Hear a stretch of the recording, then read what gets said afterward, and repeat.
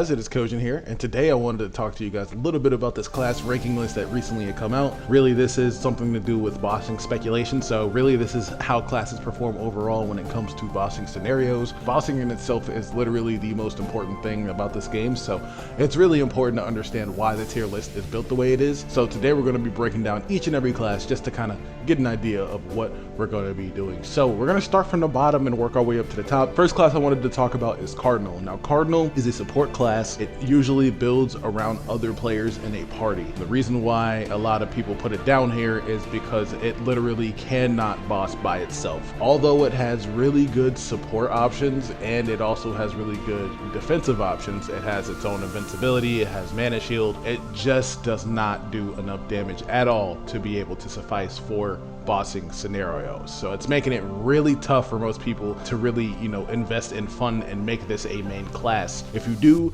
make sure that you have party members, preferably something in the topper tier, something to help it out a little bit more. Next up, we've got Beastkeeper. Beastkeeper is one of the best field trainers in the game. This list, again, is not about field training, it's about bossing speculation. So really the issue is with this class is that its overall bossing damage is relatively low compared to some of the ones on the higher top end of the list. And not only that, this class has incredibly long cooldowns. So it makes it really tough to be able to mitigate and navigate bosses at a higher level comparatively to other classes. Next up, we've got Strider. Strider is also pretty neat. I like Strider in general. It has really good overall skill builds. It works really well together. Its kit is amazing. High mobility. The only concerns that a lot of players have is that its buffs don't really attend to its offensive needs, and not only to mention that currently right now its snipe skill does not have enough range on it, and the snipe skill is literally the most important skill on the class. It has like an 8,000% like skill damage percentage, which is crazy work. So it really makes light work a lot of the bosses. It's just the fact that you have to be so close to the boss to be able to actually fight it. And not only to mention that when you're fighting in auto, a lot of the times the skills will stack on top of each other, and it's a really big buggy mess. So hopefully they look into the Strider class and hopefully fix a lot of those issues that are happening currently with that class. But in general, it's got a really good mobbing mechanics. It's pretty mobile. It used to be one of the best classes in the game. It was the best class in the game for a while until the recent rebalance, and then we have another rebalance coming up, and that's the real reason why we're kind of like doing this list in general. So hopefully we see a little bit more attentiveness to this class, and that's really what we need. The more attentive we are to Strider, the better it should be over time. I think that post this class rebalance, if they are fixing bugs, hopefully, which are the case, we'll be seeing some really neat things happen here with Strider. Next up, we have got Temple Knight. A lot of people play Temple Knight. Temple Knight is like one of the most popular classes in the game. Really good mobbing mechanics. It doesn't really hit two platforms as often comparatively to some of the other classes, but in general, it's such a fun class to play. If you're looking for something that's real middle of the road, this is the class to go to. I think that in general, it's one of those classes that if you play with a party, you can use it at its maximum potential because it has a skill named Holy Brand, and that skill will reduce the boss's defense by 25%, which is huge. Over time, it's going to be one of those things that end up pretty much just kind of like saving face for the class. And due to that, a lot of people have a high demand for Temple Knights and a Cardinal, because when you mix those two classes together, you can pretty much take off 50% of the boss's defense and also boost your damage too. So it's real important to be looking at things like that too. It's real nice, real solid, and I do suggest this class overall. If you are just looking for a middle of the road experience, you get the best of both worlds with bossing and field training. They're both relatively hard to do, but once you find your setup with Temple Knight, a lot of the times you'll have yourself in a really good position. Next up, we have got Xenocider in the A rank. Xenocider is up here simply because of how much raw damage potential it has. It doesn't really rely on crit rate that much, so that makes it a really good class to just pick up and play and not have to worry about hitting crits too often. But if you do hit a crit, it's absolutely devastating to whoever is on the under end of that attack. And that's the biggest thing about it too.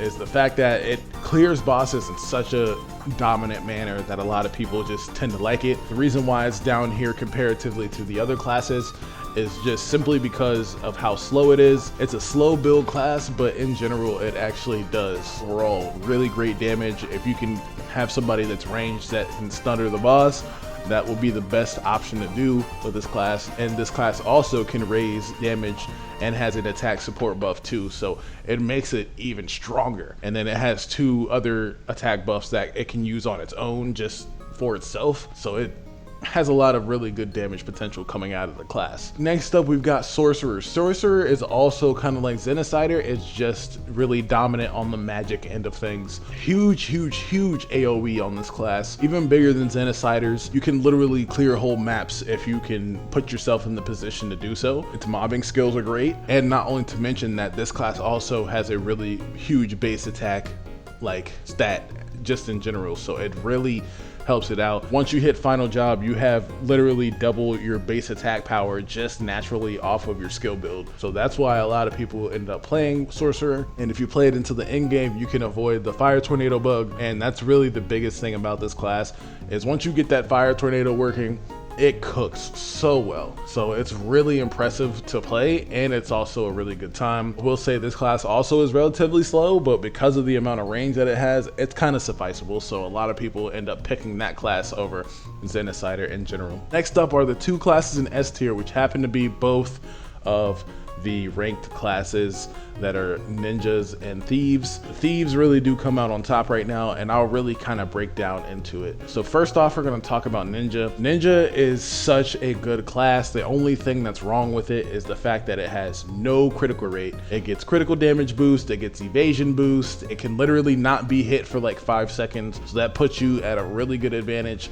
The only thing that you really have to worry about is investing into critical rate, which by the time you get demon armor and demon accessories, you will have yourself at about 50% critical rate, which is just about enough to handle all the scenarios that you need for ninja. And of course, once you get some regular just like equipment accessories too, that will also help boost your critical rate. You'll probably be around like 55-60 critical rate by the time that you have demon accessories and whatnot on. So it's kind of a huge deal, to be honest. I think that a lot of people invest into ninja just to have it as a late game kind of like in-game trick card, and if you happen to find really good equipment for it, then definitely go into it. But a lot of people really just keep this as a backhand just in case, you know, their class or their setup doesn't really work out immediately. This class has literally one of the best field training mechanics, and it has some of the best bossing mechanics late game. Would be considered the best class overall, but considering that Dark Lord is just naturally better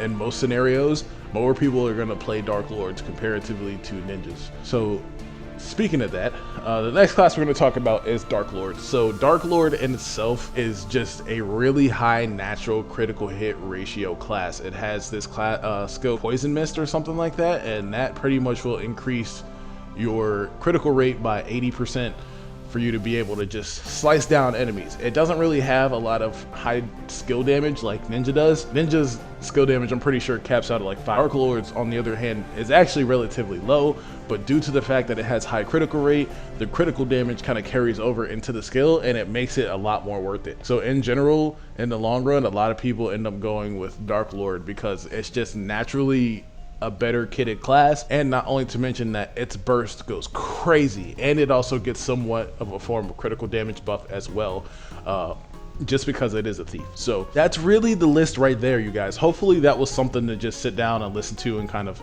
you know, get a chance to see. I'm gonna include some breakdowns for every class, you know, just to give you guys a little bit of a shot to see of what class kind of plays like too. Thank you guys for watching. Hopefully this will be something that's real interesting for everybody to watch, and I will see you on the next one. Hopefully we'll be seeing that class rebalance soon. That's really going to be the biggest thing here. Once we see that class rebalance, it's up from there. So thank you guys. This is Kojin. I'm out. Peace.